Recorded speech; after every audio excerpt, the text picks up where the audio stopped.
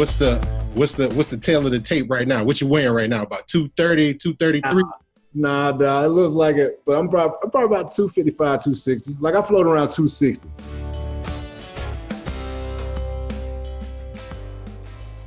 Right. Okay. I know my weight. If I get about 267, I need to lose some.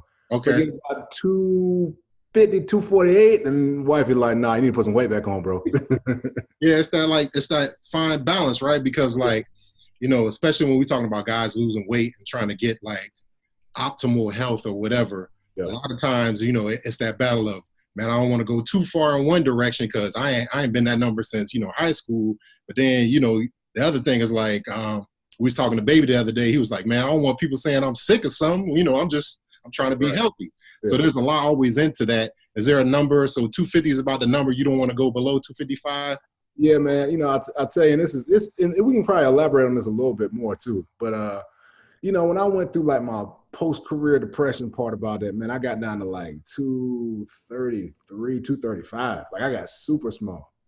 And so, and I guess in my head, I'm like, man, I don't want to go back down there because I know like that wasn't a good place for me mentally either. You know what I'm saying? Right. Being that light. So that's kind of like, so that's why I'm really scared of getting really light because man, I was in a bad place at that point, at that weight. So you were the opposite. You weren't eating your feelings. You was just in a room by yourself, just quiet, not eating, just. Bro, if stuff is on my mind, bro, I can go for like 3 or 4 days without eating. Like I'll give me like a handful of peanuts and I'll be good. I'll be like, dang, I forgot to eat today. And like that's how like, man, when my mind is occupied on something, I'm trying to figure some stuff out, bro, I won't eat. That's the way I deal with it. Mm-hmm. It's funny because, a lot of us, especially, guys, bigger guys who play in the trenches, a lot of us have a tendency just to eat to feel better because, we've always had that kind of that training where like, no matter how good or how bad you play, you still gonna get a box of pizza at the end of the day.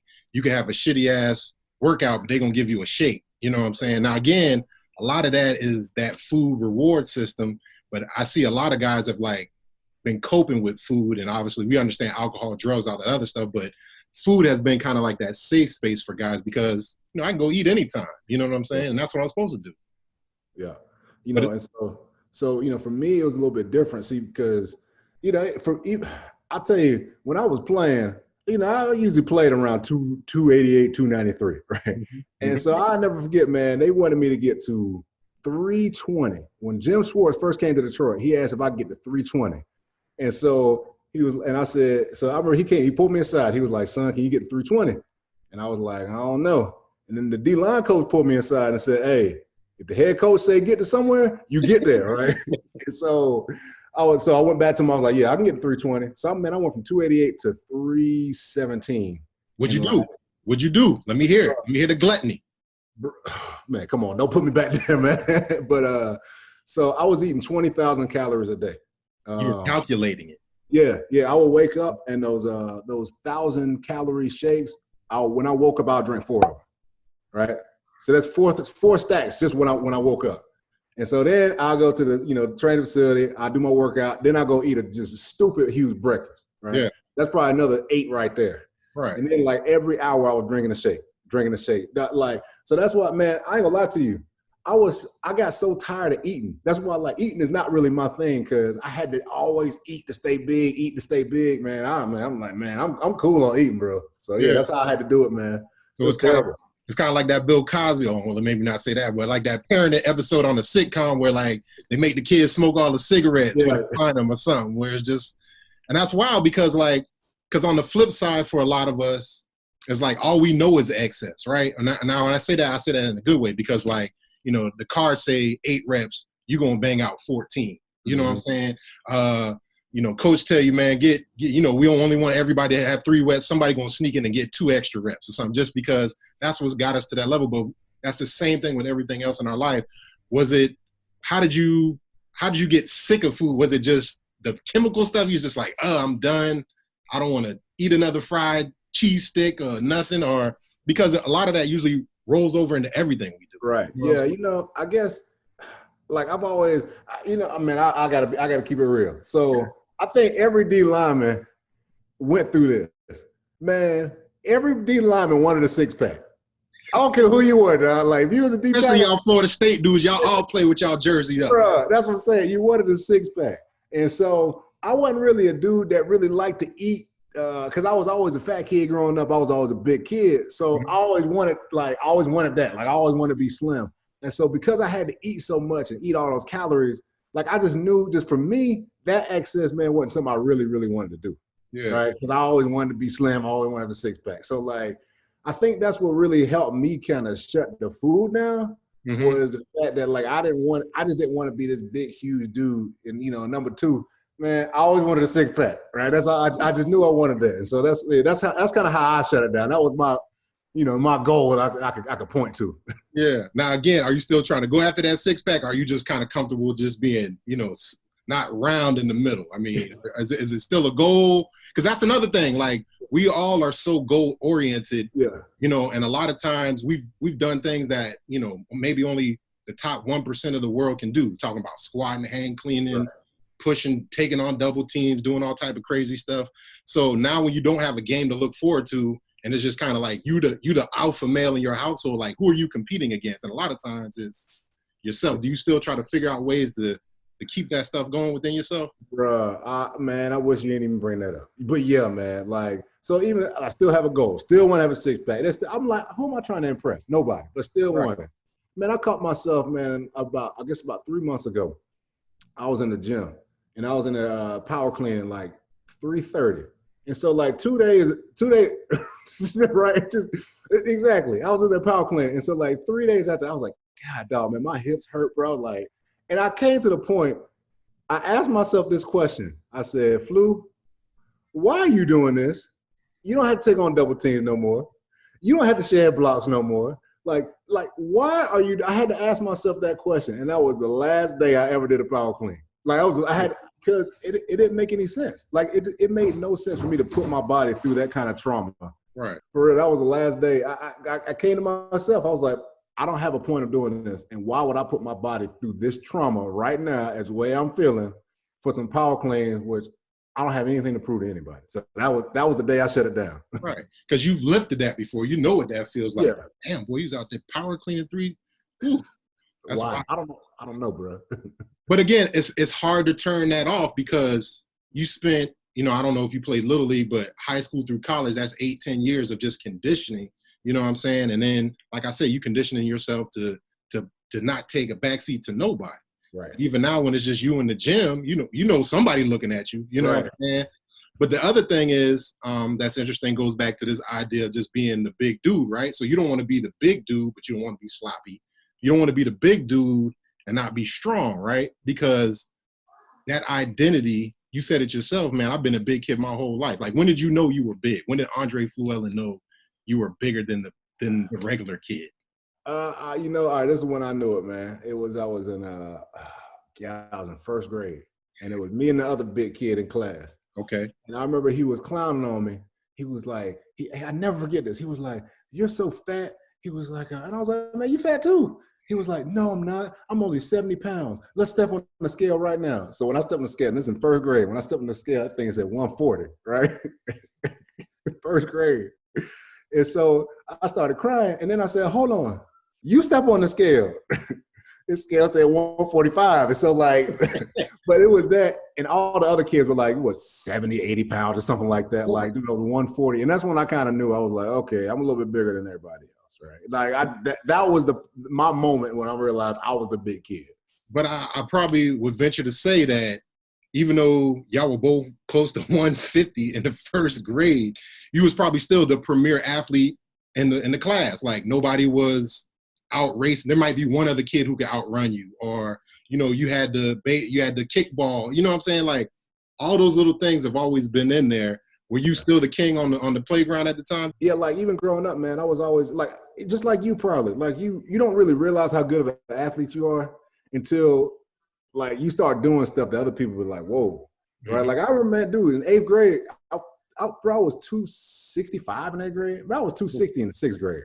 Ooh. And I remember 8th grade, man, like I used to be able to dunk a basketball. People be like, bro, how you do that? I'm like, I don't know. Like I just can't. It was just like that. So it's all the same thing, man. Even though you're a big kid, just still playing D tackle, man, like you had to be the best athlete on the field. That's what I look. So then it goes into this idea of not just being you're like an elite athlete just within this vehicle that is this body, right? And like you said, similar thing. I was 150 in the third grade. I wasn't 140 in the first grade, but like similar thing. I could hit a baseball, but also run down the pop flies, you know. And it's wild because I remember in Little League, I used to be like, man, I want to lead the Little League in stolen bases. Like, what big kid is thinking like stuff like that? Right. But that's like, I always say that's kind of like the God-given gift was like, you know, you just came out here to be elite and compete, and you know, you just happen to have this big old body, and that came along with you.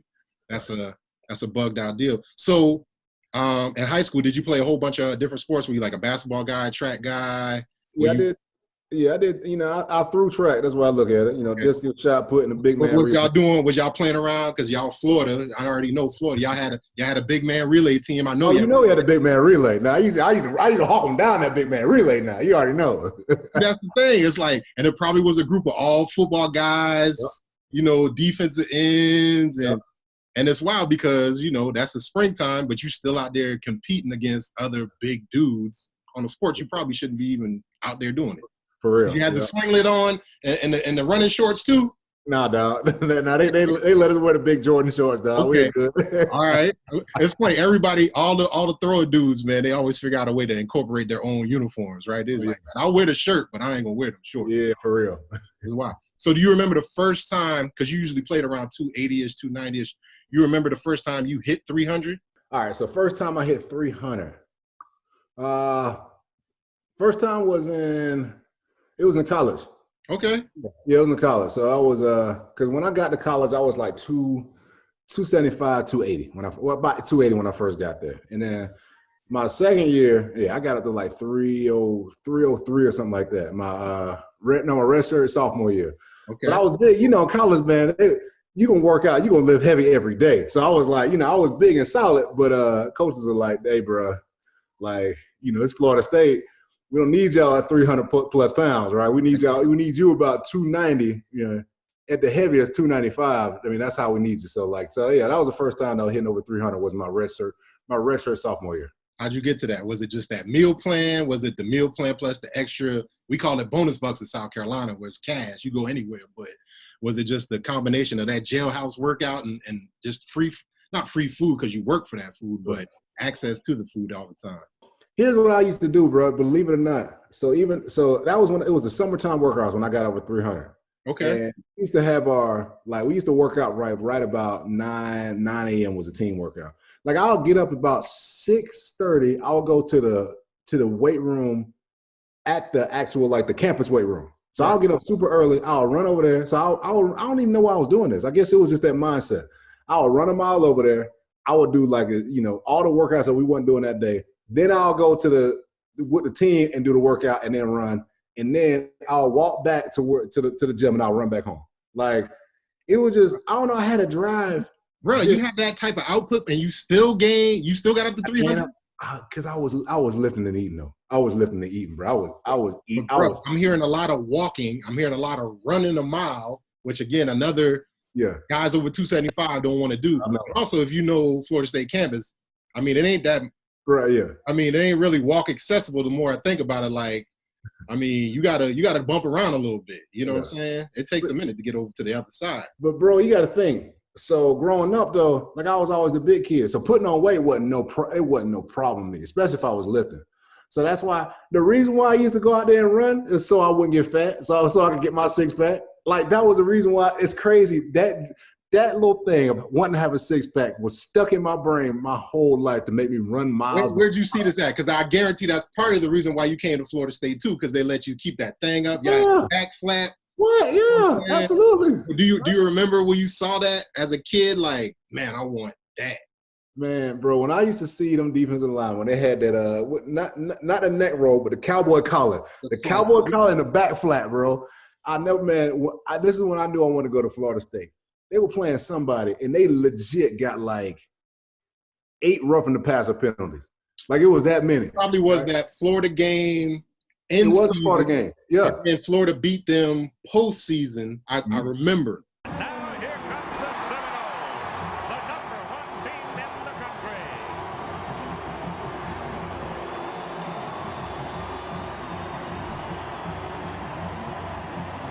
Okay, so after the game, it was an interview, and they interviewed Bobby Bowden, right? They interviewed Bobby, and they said, "Hey, well, you guys got all these roughing the passer penalties. You gonna slow them down?" He was like, "I'd rather them play too fast and play too slow. They'll be all right." I was like, "Oh shoot, that's when I knew I was going, bro. That's what I was like. Oh, I'm going to Florida State." That was the moment. So that's the thing in your mind. You always saw yourself as a D lineman that was that mindset of like a penetrator. You know what I'm saying? You flying, you big, you strong, but you flying around the field. But you kind of like, you compare that to the guys who are there now, who play in the NFL now, because there's so many hybrid schemes. And they want these guys, a lot of guys, to be 4 techniques or 0 techniques. And then everybody else is the outside linebacker. You know what I'm saying? Gone are the days of the Andre Fluellens and the Warren Sapps and the guys who kind of like Langston Moore. Right? Yeah, the best unblocked player in the NFL. As long as you don't block me, I got you. I'm the Hall of Fame. But if you block me, I'm fucked. It's over. But the point, it's wild just to see the shift because, you know, everybody, one, that's kind of like what the game is going to, but you're seeing kind of the similar size of everybody 6'2" to 6'4", 300 to 310, but maybe if they're on the lighter side, you know what I'm saying? So it's just interesting to see just how it changed when 90s, early 2000s, all I ever thought about was svelte, you know, linebackers going down to DN to play D-line. And so again, you got that image in your head where versus now, guys will be like, man, I want to be like Calais Campbell. You know what I'm saying? They only 6'1". You got to understand, man, Calais Campbell's a beast because he's not only a big dude, but he's long and he's right. So it's just interesting to see kind of that change. But you got bit into that mindset really early on, and I think that because when I think about you, man, you always was a skinny dude. Like even like weighing in Detroit, like it seemed like it took a lot for you to keep on weight. And again, you were always a svelte dude, and you understood your game. And that's another thing where a lot of guys try to be something they're not in the college or in the NFL and be like, man, I need to be a 2 technique when, nah, bro, that's not how you're going to make your living. No, that's real, you know. And that's, you know, and going back to, you know, kind of what we played that quick, explosive, penetrating defensive tackle. Like, you know, the actual game of that, if we wanted to talk about the game real quick, like people think that that's the easiest way to play, like just getting upfield, shooting the gap. Bro, if you just get upfield and shoot the gap, you're going to get destroyed in that game. Like, you already know, like, I mean, your technique to be moving that fast has to be absolutely perfect. Mm-hmm. And so what the 4 tech and the 0 technique has done is having bigger dudes is kind of give you a little bit more wiggle room to not have, you know, because you're not moving so fast, you can kind of make a couple more mistakes and get away with it, right? And so yeah, that's kind of the difference that I'm saying. It's not a worse style of play. It's just different, you know, and that's just how the game is evolving. And you think about like how much demand was put on, you know, changing directions in the upfield defense, right? No curves, everything was a right angle. So I'm a 300-pound dude, but I got to move at wide receiver precision when it goes to right, left, breaking, retrace, and it's no wonder like you see dudes like, man, how the hell did Shawn Rogers do that? You know, how did dudes do that? Because physically, like nobody should have an ankle, nobody should have a knee. But that's just kind of like, when you think about it, none of us, like, there's no way you should have been 150 in the first grade, but you were fine. And it's funny because, like, did your parents or anybody say anything? Like, did the nurse get on your parents and be like, yo, you know, the Fluellens, I don't know if you're going to make it to 8th grade. Because when I weighed in at the doctor 150, I remember the doctor looked at my mom and was like, what you doing? You know what I'm saying? But she took me to go get ice cream afterwards, so I knew who my mom's was like. Yeah. You know what I'm saying? Good, right? Yeah. You know, that was the thing. Like my dad was a big dude. My mom was, you know, was always slim. Mm-hmm. But it was really because it was kind of weird to them. And they didn't really know how to deal with it because I think it was maybe because like, just like you, we were such good athletes, like, and we could go out, we could run, you know, I'll go run on my own and all that. And so it didn't even make any sense to them why I was so big.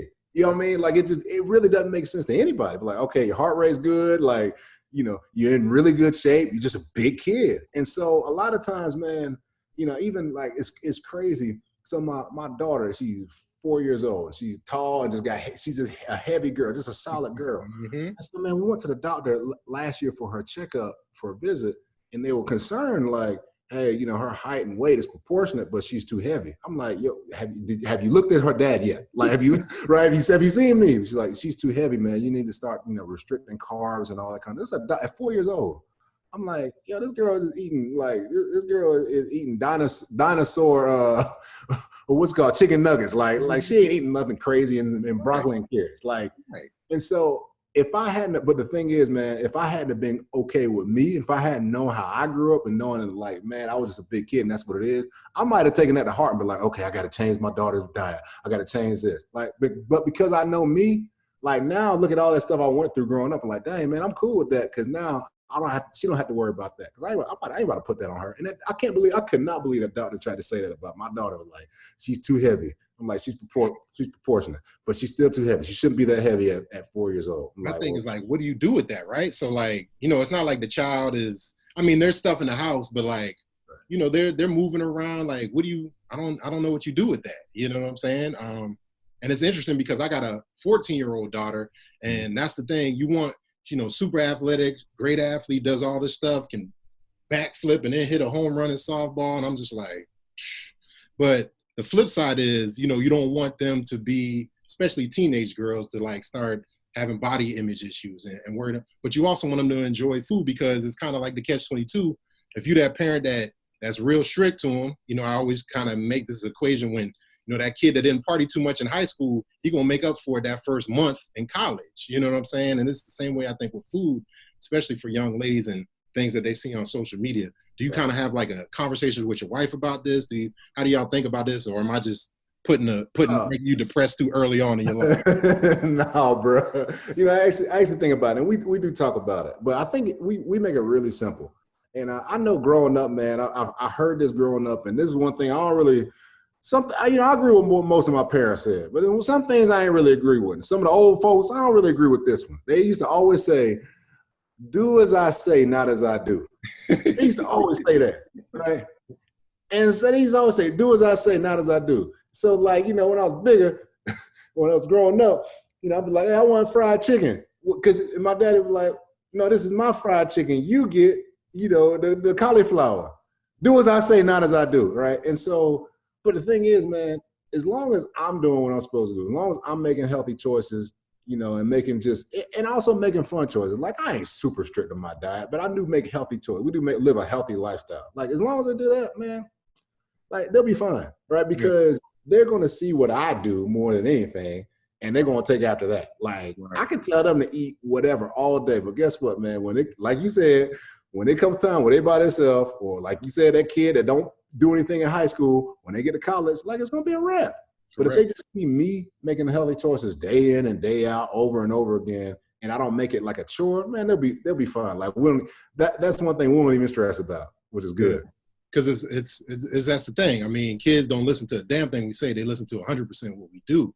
And so, I think that's a really important deal for them to see that this is something you're going to be dealing with your entire life. Not that, I'm saying it's a disease or something, but I'm a bigger dude. I like to eat, but I also know that this is the way I want to live with my life. I have this functionality. And so they see the whole picture of it versus you just saying, no Snickers, and you got a bag of Snickers underneath the bed. Right. You know what I'm saying? So I'm actually going to sound real smart for a second, all right? Real smart. Even for a Florida State dude, you're going to be like, hey, man, this dude actually sound kind of smart, all right? So the word diet, okay? Like, one day I was just thinking in my head, I was like, man, why the word diet got to have die in it? Like, I was like, why I got to die to lose weight?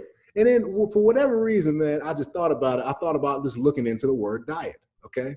So the word diet actually comes from the Greek word diatia. And diatia means way of life. Okay. That's all it means. And so when I started thinking about that, I started saying, like, hold up. When we talk about diet, we always talk about restricting, taking out. I'm on a carb restricted diet, or calorie restricted diet, or time restricted diet. And that ain't what diet is all about. Diet is about your way of life. Right. And so if my way of life is good, guess what? My diet is good.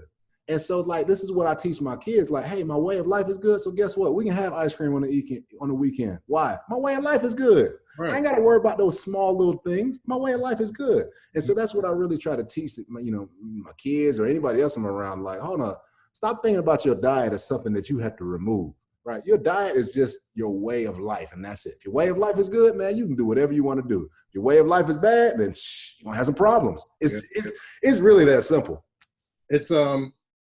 It's great to hear you compartmentalize it like that, because a lot of times, the first time, what I'm saying, when you talk to somebody about changing what they've done and say, man, we need to go on a diet, or we need to cut down on the drinking.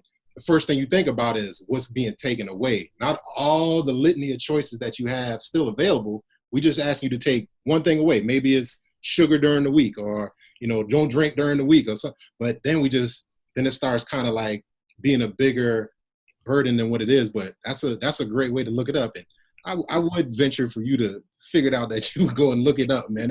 Because we run around here and say things a lot of times, but we forget about, the meaning and different things behind it, because it's the lifestyle, it's the mindset, mental diet, things your diet on social media. So again, way of life, man. I don't mess with that. So that's another great way to compartmentalize that in your brain. Yeah, man. And I live by this quote, man. This is something I came up with, man. And it's gonna sound really simple, really stupid, but I live by this, man. I live by, man, you never start by stopping. You only start by starting. Okay. And so, when I tell people, one more time, you never start by stopping. You only start by starting. I know it sounds simple, like it sounds dumb, but when people talk about like a New Year's resolution for their weight loss journey, they say, okay, I'm going to stop eating carbs. I'm going to stop eating this, right? And it never really works. See, I tell people, no, start walking every day. Start eating an apple a day. Start eating vegetables. I promise once you start doing things, it's going to push some other things out, right? So that's the real way to do it, man. You don't start by stopping, man. You start by starting.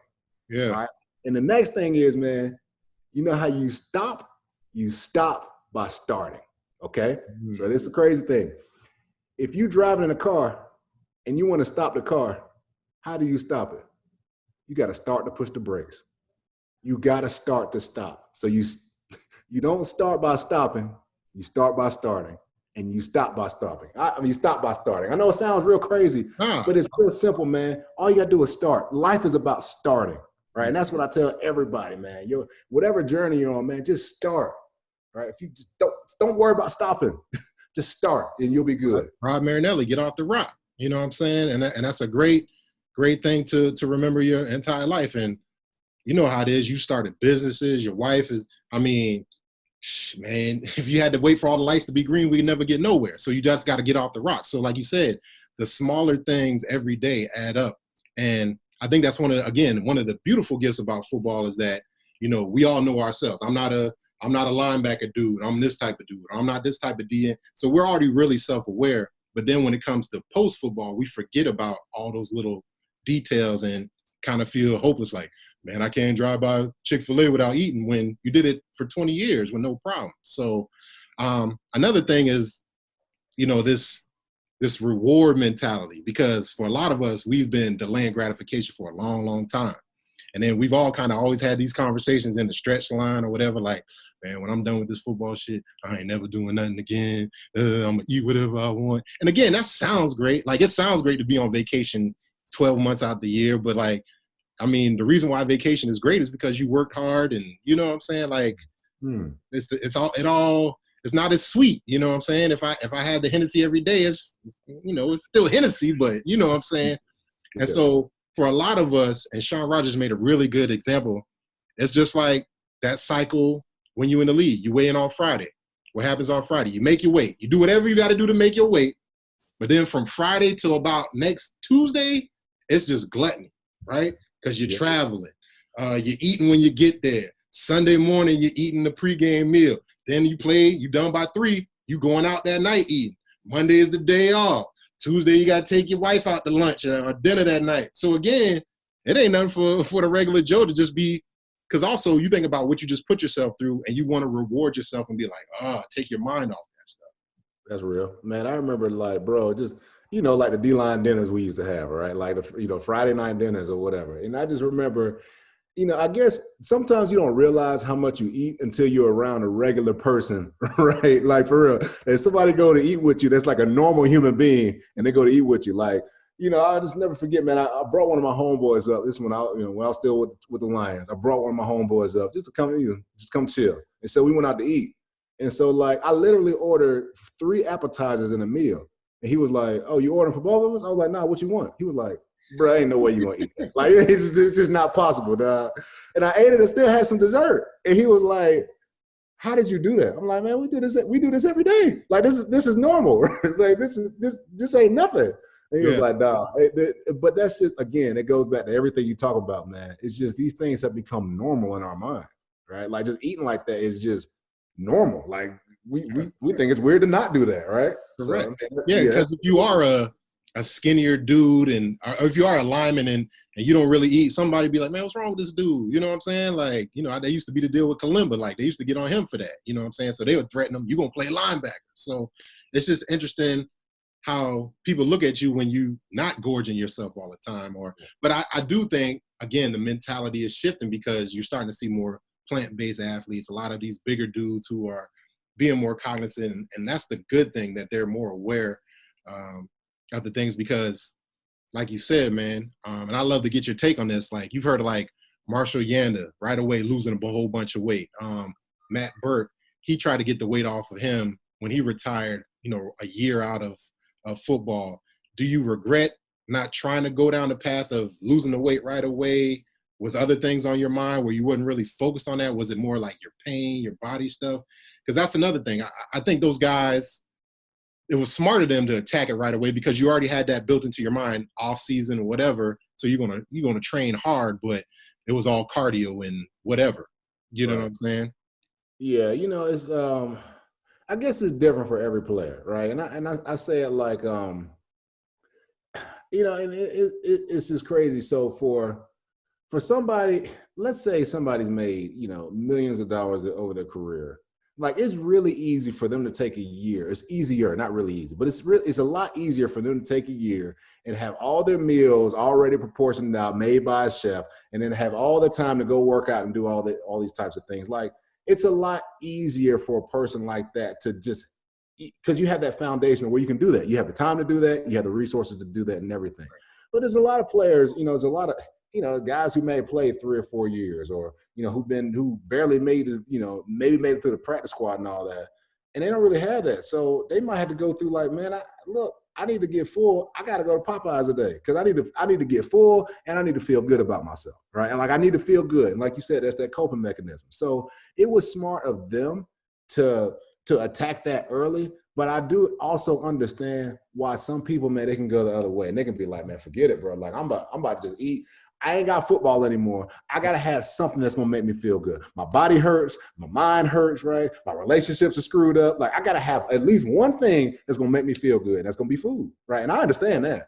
For sure. And again, that's something that can be as instant as a drug. You know what I'm saying? Because again, and you can control that. You the love of your life, you can't control her. You can't control your kids. But I know when I go to Chick-fil-A, light salt on the fries, light ice is going to be perfect for me. You know what I'm saying?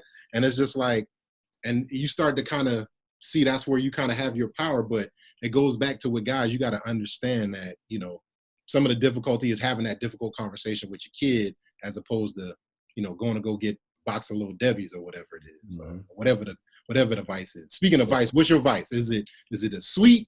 Is it a fried food? Is it the barbecue? Is it the poke? What is it?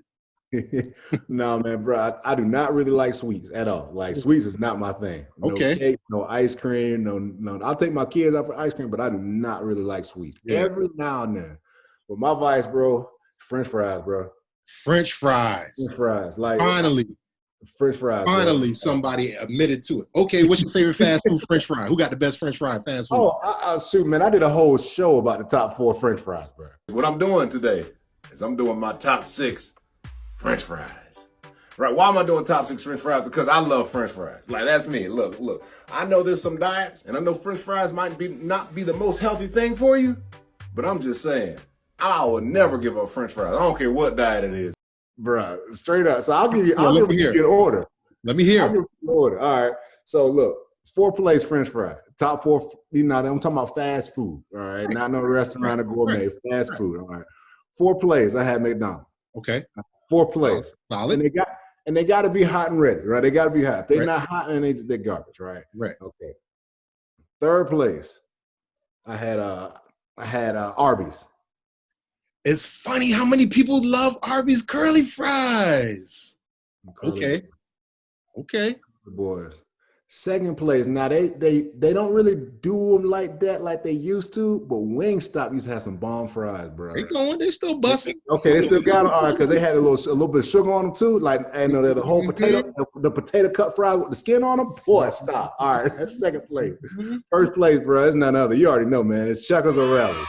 Now, it's not even a close. It's not even close second though. Like Checkers is in a whole league of its own. Wow. It's funny because a lot of guys have said Checkers and Arby's, but it depends on where they at. You know, Rallies, different side of the country. Rallies, yeah. Checkers, you know what I'm saying? But it's all the same. Yeah. Wow, okay. All right. So candy bars is out. Let me think. Or were you like a closet eater? Like, you know, nobody around, you just over there.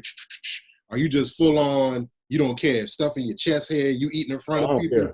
Oh, you don't care? Yeah, I don't care. Like, especially like, man, give me some crab legs. Oh, it's going down. And this beer catching all that too, it's going down. Yeah. So I saw you had your special going because again, you can't even call yourself. It was Fat Boy Fridays, right? Fat Boy Friday, yeah. You need more than one shrimp. You want another shrimp? I got some more. Put the sausage in there. What are you doing? It's the shrimp and sausage garlic slider. Yeah, it's Fat Boy Friday.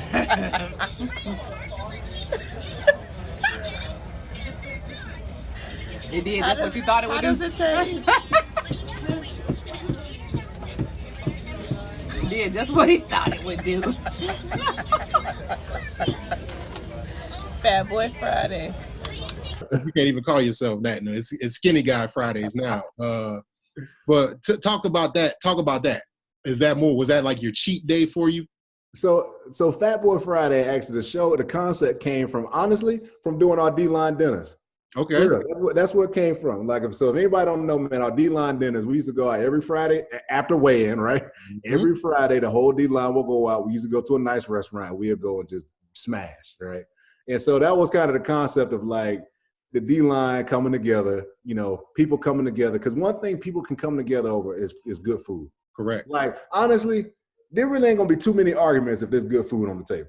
That is the one thing people can really just come together and relate on. So that's kind of the concept of Fat Boy Friday. Like, it wasn't even about like, it wasn't so much about being fat. It was just the concept of like, you know, two things. One, you can come together over food. And two, the fat boy mindset is if there's a plate in front of me, I'm going to destroy it. If there's an obstacle in front of me, I'm going to destroy it. There's a lineman in front of me, I'm going to destroy it. Like that. So that was kind of the mindset. The Fat Boy Friday, the Fat Boy mindset is this, something in front of me, it's going to get eaten. There you go. Because, yeah, I did see you frequent there's all versions of the boiling crab or all type of stuff like that. So so crab legs is the number one for you. Oh, yeah, crab legs in terms of going out to a restaurant, crab legs, man. You know, they ain't as good as the ones I make, but they're pretty good. All right. All right. French fries, though, bro. I would never give up French fries, though. It's so tough, man, because we hear guys talking about their techniques and different things. They're like, man, I love fries, but you know, I'll just go with 2 burgers instead of a burger and a fry. You know what I'm saying? And it's funny, like all the little tricks and hacks everybody try to use to just kind of keep it honest. You know what I'm saying? So you ain't complete just, I hate myself, man. Yeah. Because if you deprive yourself too much, man, you walk past your kid and eat everything they got on their plate. You know what I'm saying? If you get too bad. And that's the wild thing. Couple more things for you. So for us, and I'm glad you brought this point up, talking about, you know, hand cleaning and powerlifting.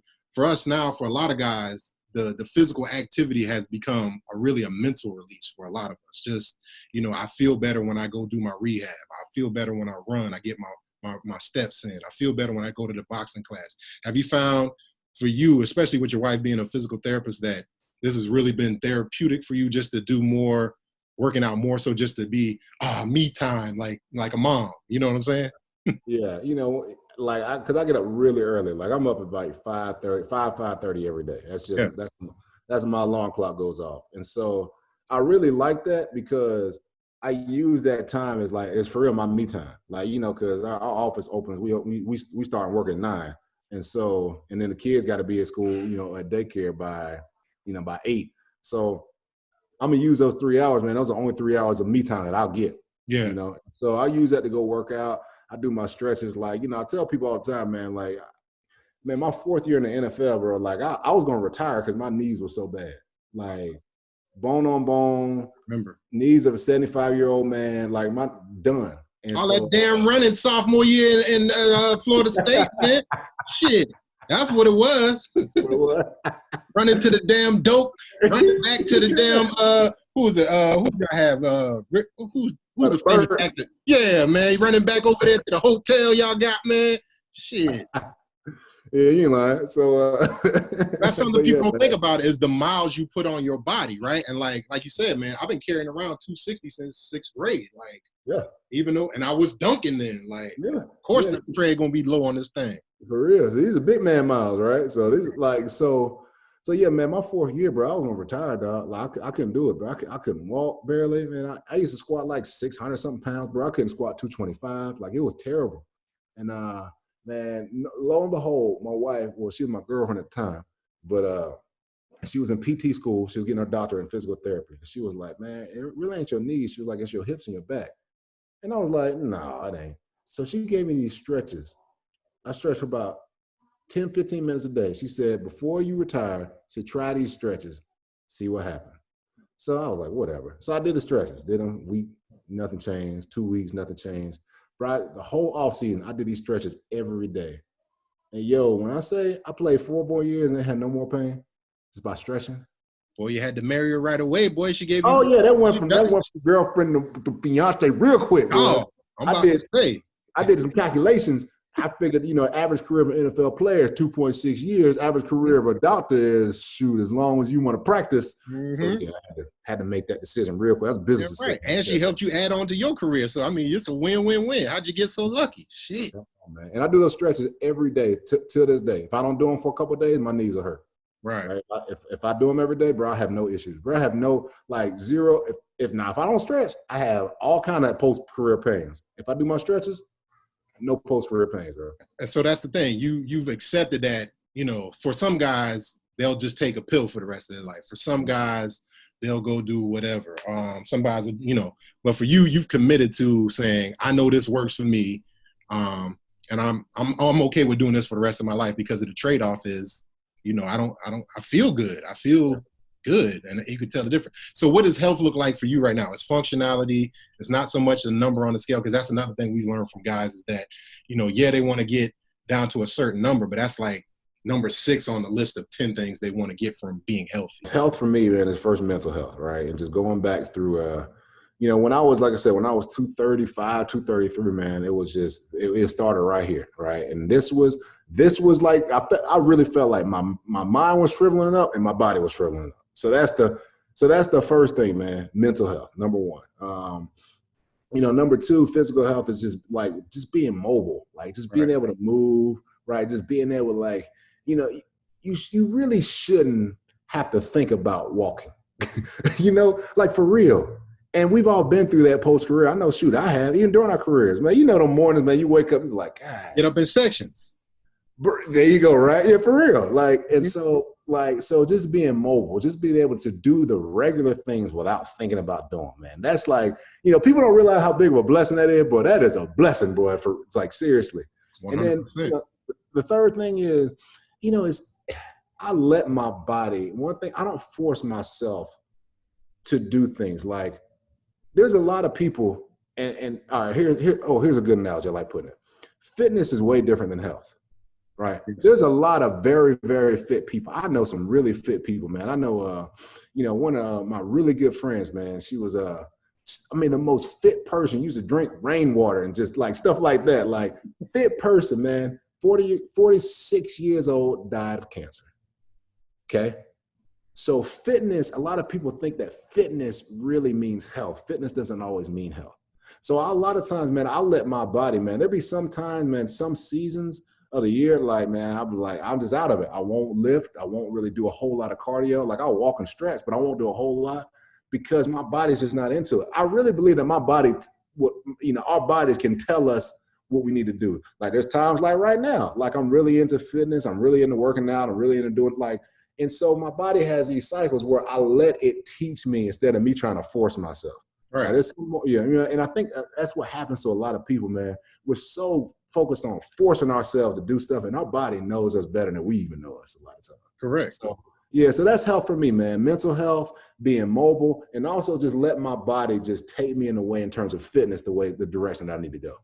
Okay. All right. 2 more questions. What's if you could eat anything? Hold on there, baby.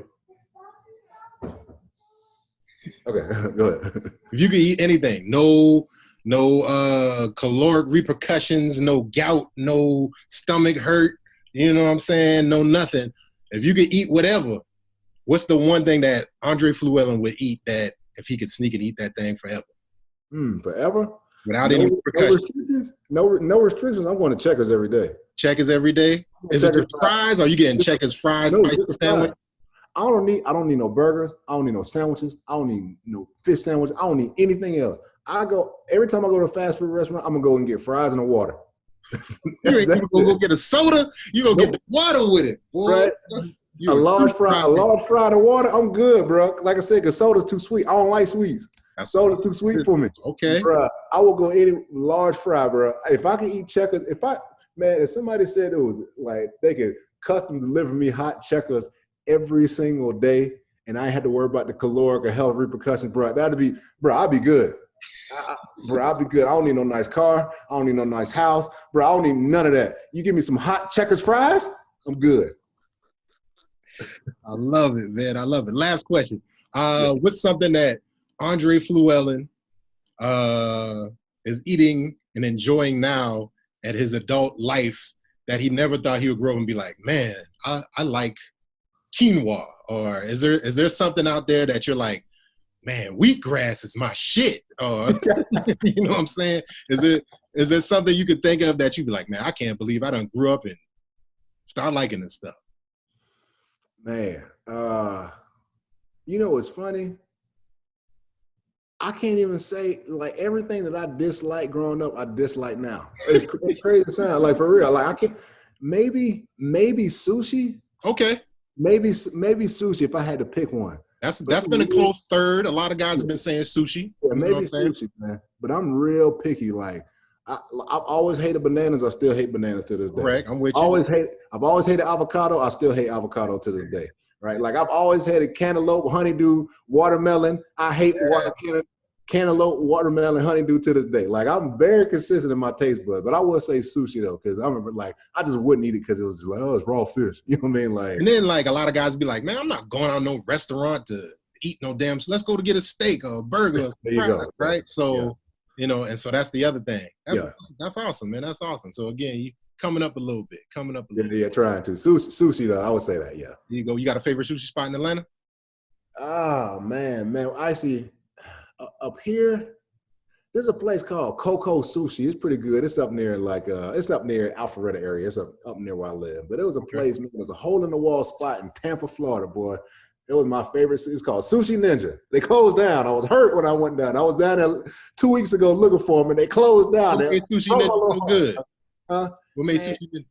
You know, it was a presentation, man. They brought it out in this boat, right? Like they got a banana leaf in it. Oh yeah, man. It was like, and they did it for whatever sushi you order. So usually they do at those places, they do it for like the big orders. Now they'll bring like a little small boat for you if you only had one roll. Like, and the food was really, really good too. So I think it was a presentation and the food at Sushi Ninja. But there you go. Because again, I would venture to say the young Fluellen would be like, I don't care how the shit look, man. I'll eat it. But now you're like, the presentation matters, the ambiance. Okay. Yes, sir. Get a little grown in the age, man. Yes, sir.